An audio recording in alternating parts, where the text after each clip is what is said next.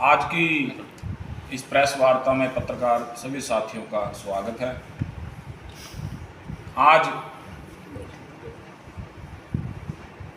Local और प्रदेश के कई अहम मुद्दों को लेकर आज की ये प्रेस वार्ता रखी गई है। इसमें कुछ स्थानीय मुद्दे हैं और कुछ प्रदेश के मुद्दे।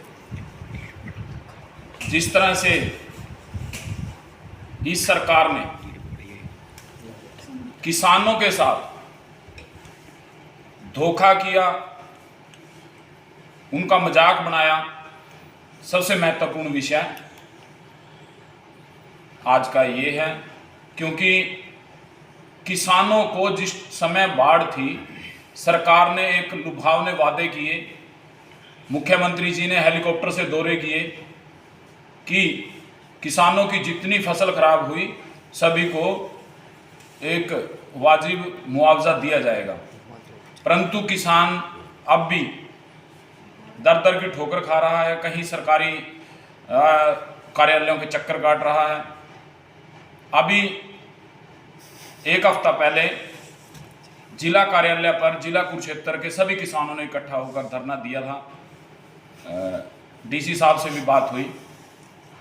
सरकार कहती है कि जिस किसान ने दोबारा फसल लगा ली और उसकी दोबारा फसल ठीक खड़ी है तो हम उसका मुआवजा नहीं देंगे, और यदि देंगे भी तो जब वो फसल मंडी में जाएगी, उसकी बिक्री होगी, उस पे पोर्टल पे चेक करेंगे कि किसान की कितनी फसल उसके पोर्टल पर बिकी है। तो इन अनपढ़ जो मैं कहूँगा अफसर भी और लीडर भी जो बीजेपी के राज में शासन पर बैठे हैं, उन्हें इस चीज़ की जानकारी होनी चाहिए कि जब किसान की पहली फसल खराब हो गई और उसने खेत खाली ना छोड़कर दोबारा फसल को उसको बीजने का कार्य किया, तो दूसरे बार की बीजी हुई फसल पहली तो बात उस पर खर्चा बहुत ज़्यादा होगा और उसकी जो निकासी है वो नाममात्र ही रहेगी। पर सरकार एक चाल के अंदर किसानों को फंसाकर किसानों को ठगना चाहती है, मुआवजा नहीं देना चाहती। तो मैं सरकार से दरखास्त करूँगा कि आपका जाते जाते कुछ दिन समय बाकी बचा है, आपके जो बुरे कर्म है शायद उनका पश्चाताप हो जाए। कम से कम किसानों को इस मार से आप उनका मजाक ना बनाएं जो प्राकृतिक आपदा में किसानों का नुकसान हुआ। एक सरकार ने पिछले कुछ दिन पहले हमारे यहाँ के विधायक ने एक दावा किया कि हमने सर्वे कर लिया है कॉलोनियों का, जिन कॉलोनियों में मकानों का नुकसान हुआ। आज तक कोई रिपोर्ट सार्वजनिक नहीं हुई, ना किसी को मुआवजे के नाम पर 1 रुपया भी दिया गया। शहर के जो सड़कों के हालात हैं वो सब आपके सामने हैं। किसी भी सड़क से आप गुजर जाएं तो मुझे नहीं लगता कि आप आकर मैं तो ये कहूँगा कि पेट में दर्द ना हो। आपकी जो बोलते हैं ना दर्द डिग जाती है। आप किसी भी सड़क से गुजर जाएं, जब आएंगे तो आपकी तबीयत खराब मिलेगी आपको। उसकी तरफ कोई ध्यान नहीं है। एक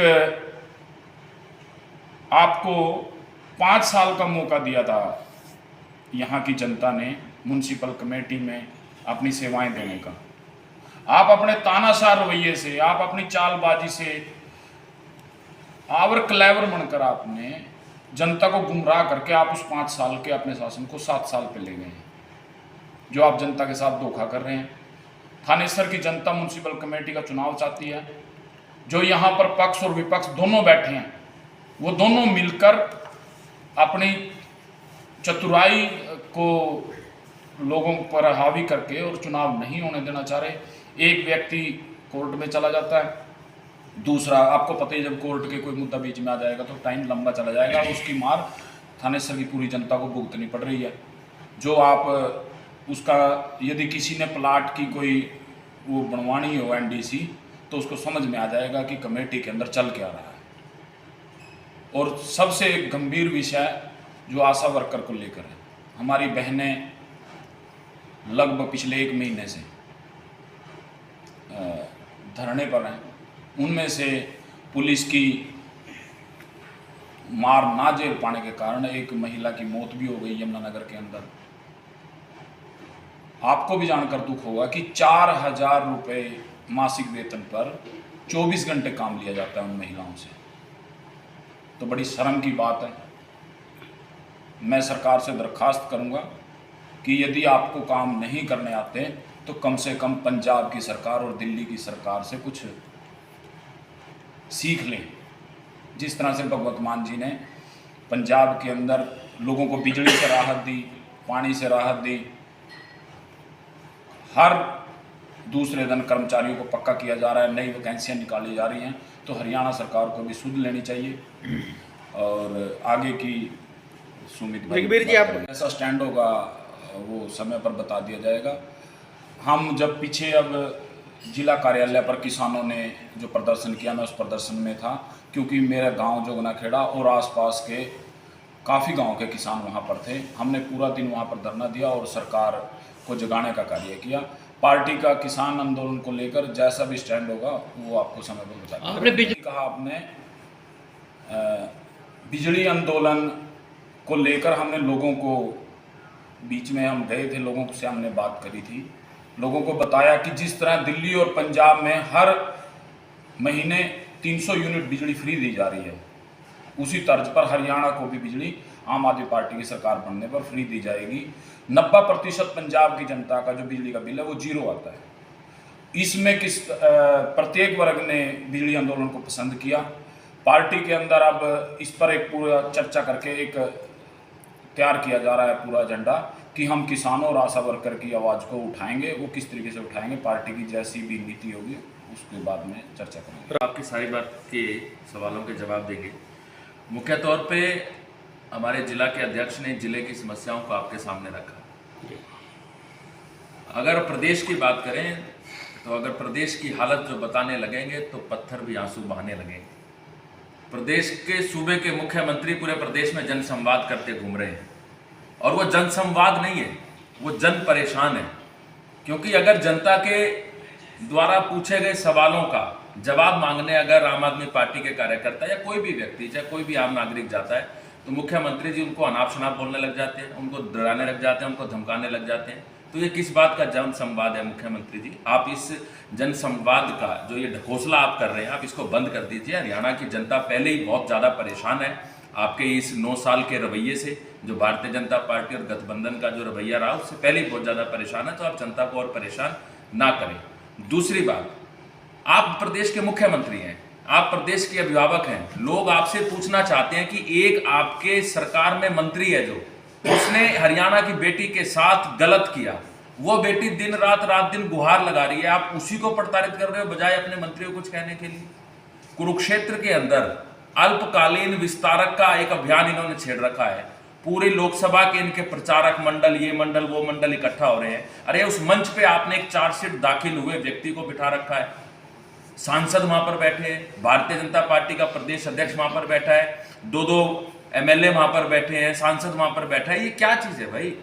आप क्या जताना चाह रहे हो? अल्पकालीन प्रचारकों को यह बताना चाह रहे हो कि अगर आप जाके किसी भी लड़की के साथ छेड़खानी करोगे तो जिस प्रकार से इस मंत्री को बिठा के रखा है, इसी प्रकार से आपको भी बिठाएंगे और शाबाशी देंगे? तो ये दोहरा रवैया सरकार ना अपनाए।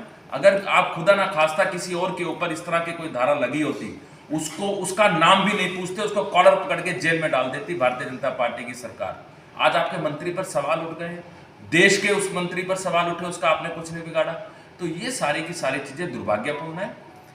हमारे जिले में वो मंत्री जी रहते हैं, हम तो मंत्री जी को एक ही बात करेंगे कि अगर आप में रत्ती भर भी जमीर बाकी है, रत्ती भर भी अगर आप में जमीर बाकी है, तो नैतिकता के आधार पर अपना आज इस्तीफा दे दें और उस बेटी के साथ, हरियाणा की बेटी के साथ घुटने के बल बैठकर माफी मांगे।